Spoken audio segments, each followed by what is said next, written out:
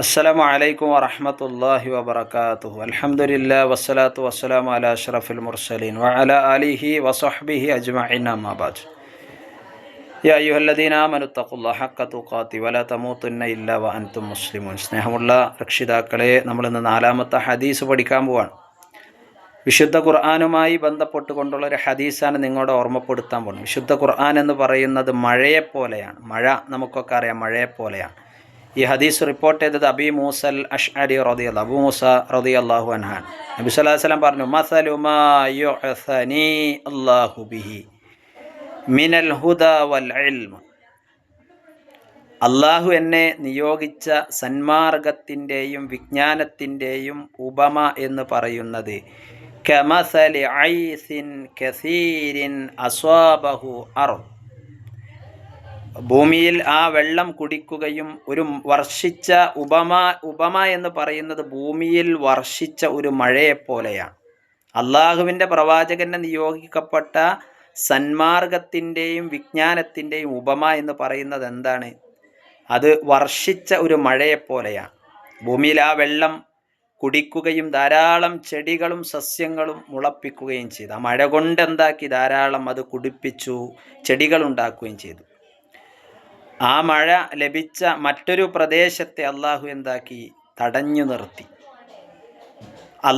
അത് മുഖേന അള്ളാഹു ജനങ്ങൾക്ക് ഉപകാരങ്ങൾ നൽകി.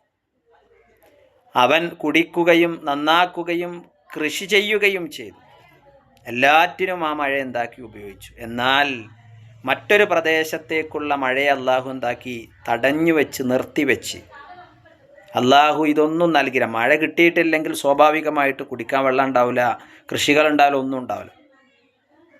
നബി സല്ലല്ലാഹു അലൈഹി വസല്ലം ഈ രണ്ട് ഉദാഹരണത്തിലൂടെ പറഞ്ഞു തന്നിട്ടുള്ളത്, അള്ളാഹു നിയോഗിച്ച കാര്യത്തെ ഉപയോഗപ്പെടുത്തുകയും അത് പഠിക്കുകയും ചെയ്തവൻ അതിലേക്ക് തിരിഞ്ഞു നോക്കുകയോ അള്ളാഹു അയച്ച സന്മാർഗത്തെ സ്വീകരിക്കാതിരിക്കുകയോ ചെയ്യാത്തവൻ്റെ ഉപമയാണ്.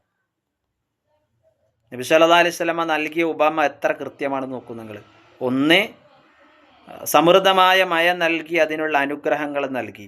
അവരാണ് ഖുർആനെ സ്വീകരിച്ച ആൾക്കാർ. അവരുടെ ഹൃദയത്തിൽ എന്തുണ്ടാവും? ഈമാനും തഖ്വ ഉണ്ടാവും.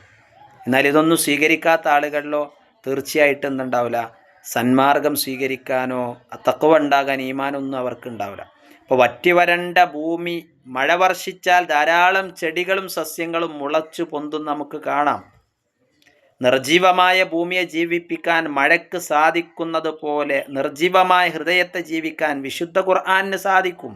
എത്ര കടുത്ത ഹൃദയങ്ങളായിരുന്നാൽ. അതായിരുന്നു മഹാനായ ഉമർ റളിയല്ലാഹുവിനെ ഖുർആനാണ് മാറ്റിയിട്ടുള്ളത്. ഒരുപാട് തിന്മകൾ നിറഞ്ഞ സ്വഹാബാക്കളെ ഖുർആനിൻ്റെ മാറ്റങ്ങളാണ് നമുക്ക് കാണാൻ സാധിക്കുന്നത്. അതുകൊണ്ട് മഴ പെയ്യുന്ന എല്ലാ ഇടങ്ങളിലും സസ്യങ്ങൾ മുളക്കാറില്ല. മഴവെള്ളം ഭൂമിയിലേക്ക് വലിച്ചെടുത്ത പ്രദേശങ്ങളിൽ മാത്രമാണ് സാധാരണ ചെടികൾ എന്താകാറുള്ളത്? അത് പൊന്തി വരാറുള്ളത്, മുളക്കാറുള്ളത്. ഇതുപോലെ ഖുർആനിൻ്റെ വചനങ്ങൾ ഹൃദയത്തിലേക്ക് വലിച്ചെടുത്ത മനസ്സുകൾക്ക് മാത്രമാണ് എന്തുണ്ടാകുക? ഈമാനും തഖ്വയും അവിടെ ഹൃദയങ്ങളിൽ ഉണ്ടാവുക എന്നുള്ളത്. ഇതാണ് നബി സല്ലല്ലാഹു അലൈഹി വസല്ലം ഉദാഹരണത്തിലൂടെ പഠിപ്പിച്ചു തന്നിട്ടുള്ളത്.